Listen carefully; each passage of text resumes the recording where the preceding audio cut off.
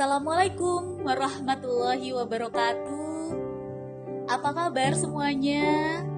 Semoga selalu dalam keadaan sehat walafiat, meskipun kita sedang berada pada kondisi pandemi. Bertemu lagi dengan Ibu kali ini dalam pembelajaran bahasa dan sastra Indonesia.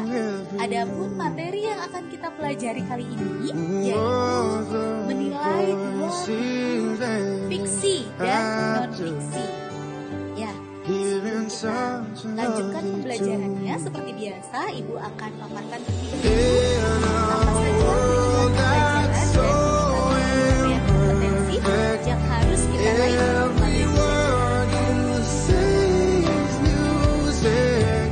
Nah, sekarang Ibu akan coba paparkan apa saja tujuan pembelajaran kita kali ini.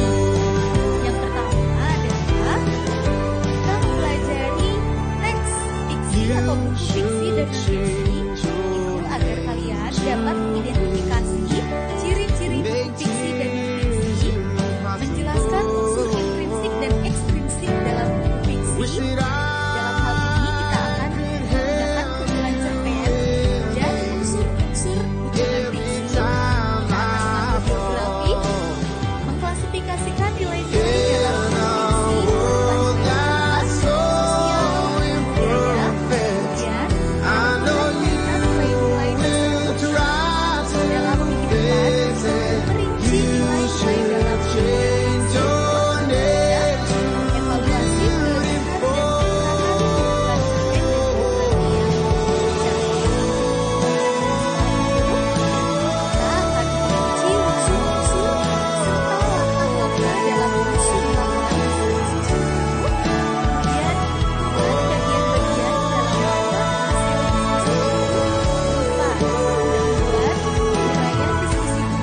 dan evaluasi pilihan dan penggunaan kumpulan dan menulis laporan hasil buku serta mempresentasikannya dalam presentasi virtual tentunya. Kemudian tujuan pembelajaran dari pembelajaran kita kali ini, selanjutnya kita akan memaparkan, kalian akan menyimak pemaparan mengenai unsur-unsur dan ciri-ciri dari buku fiksi dan non-fiksi tersebut. Disimak ya. Nah, dapat kalian lihat ini merupakan pengertian dari buku fiksi dan non-fiksi. Buku fiksi adalah buku yang bersifat dan bersifat imajinatif. Contohnya, novel, kumpulan cerpen, kumpulan puisi, kumpulan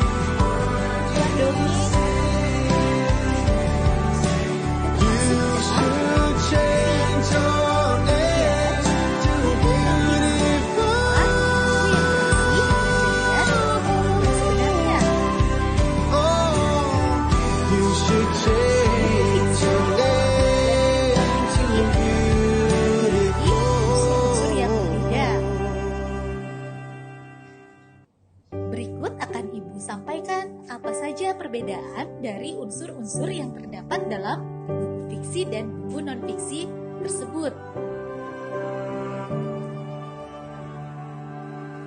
Ya, buku fiksi memiliki dua unsur utama.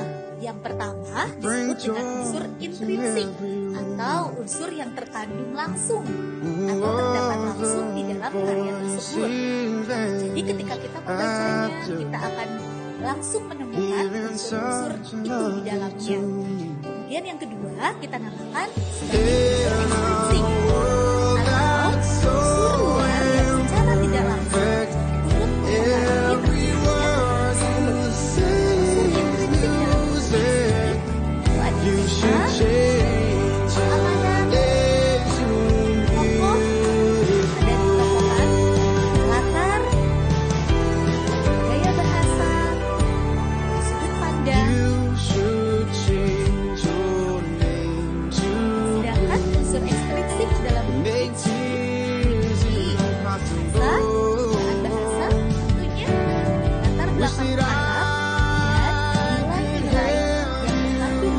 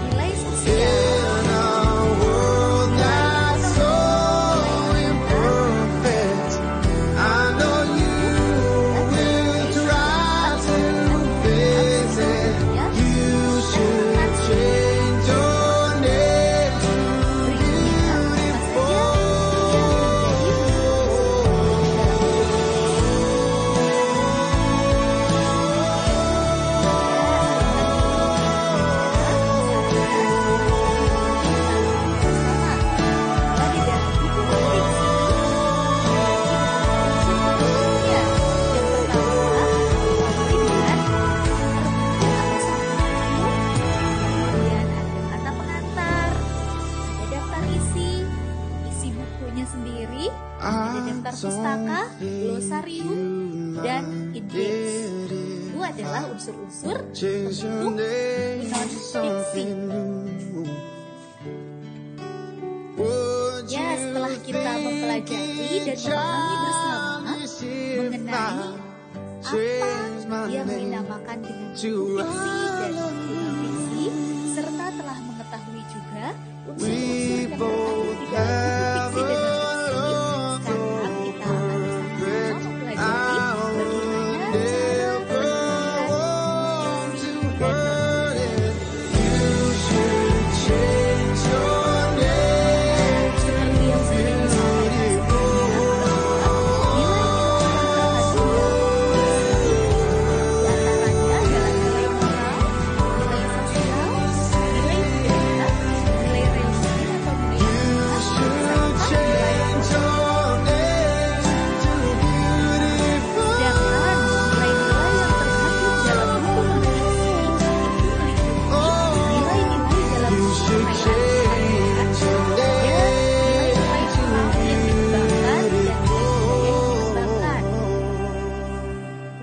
Nilai-nilai tersebut tidak bertentangan dengan nilai-nilai moral bangsa dan juga tidak bertentangan dengan nilai-nilai budaya bangsa. Nilai-nilai dalam buku pengayaan keterampilan itu harus memiliki manfaat bagi kehidupan dan harus mengembangkan kecakapan hidup. Dan untuk nilai-nilai dalam buku pengayaan kepribadian itu harus membangun mental dan emosi, kemudian nilai untuk membangun pribadi arif dan berwibawa, dan nilai-nilai yang mendorong sikap empati dan apresiasi.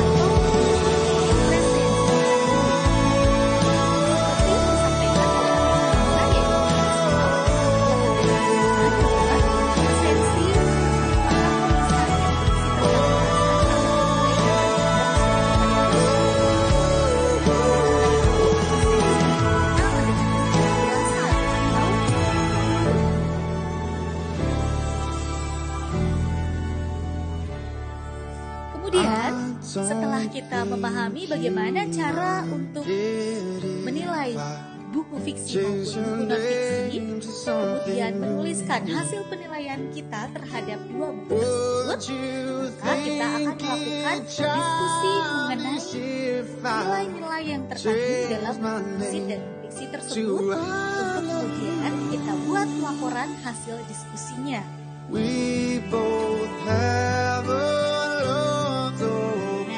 Menyusun laporan hasil diskusi dibutuhkan beberapa hal. Yang pertama, kita harus tahu dulu unsur-unsur dalam laporan hasil diskusi dan penjelasan yang dilakukan dalam laporan.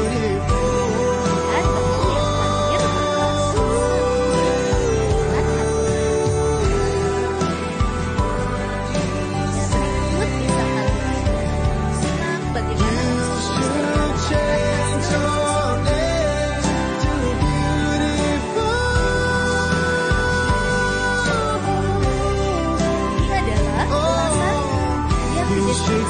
Dalam laporan hasil diskusinya.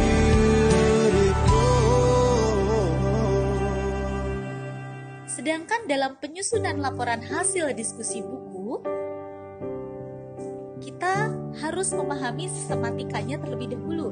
Sistematika untuk laporan hasil diskusi buku itu terbagi menjadi 3. Yang pertama adalah pendahuluan, kemudian dilanjutkan dengan uraian diskusi buku, dan diakhiri dengan kesimpulan. Nah, demikian yang dapat aku sampaikan mengenai bagaimana cara menulis laporan hasil diskusi buku. Selanjutnya, kalian akan berlatih menulis laporan hasil buku. Diawali dengan